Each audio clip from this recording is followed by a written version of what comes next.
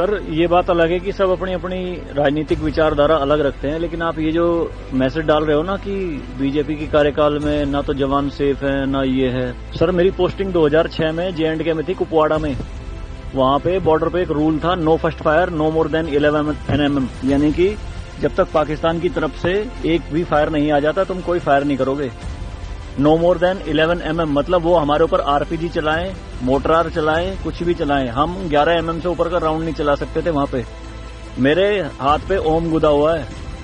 इस ओम के गुदे होने की वजह से मुझे हाथ में रुमाल बांध के ड्यूटी करनी पड़ती थी वहां पे। अगर उनको ओम दिख गया ना तो छोटे छोटे बच्चे पत्थर मारना शुरू कर देते थे। और सर श्रीनगर के लाल चौक पे 26 जनवरी के दिन बहुत बड़ा तिरंगा बिछा के जिंदी गाय काटी थी, जिंदी, और जिंदी की खाल उतारी थी सबके सामने, पूरी सेना के सामने। यूनिट खड़ी थी वहां पे पूरी, और चक्कू लहरा के खूब बोलते थे, क्यों भाई हिंदुस्तानी कुत्तों, तुम्हारी माँ है ना ये, देखो क्या हाल करेंगे इसका हम। भाई कुछ नहीं उखाड़ सकते थे उनका। क्यों? क्योंकि सेंट्रल में गवर्नमेंट गंडवी थी, नपुंसक गवर्नमेंट थी।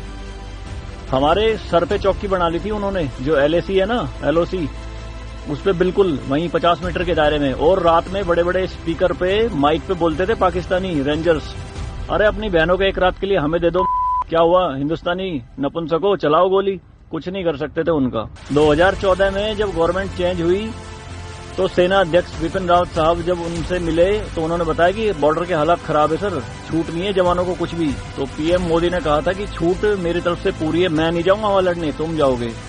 आज की डेट में आप मुझे एक भी चौकी बता दो अगर वहां ढूंढने से मिल जाए। दूरबीन लगा के देखनी पड़ती है पहाड़ों में, वो भी बंकरों में अंदर, सारी लगा दी उन्होंने तोप उड़ा के।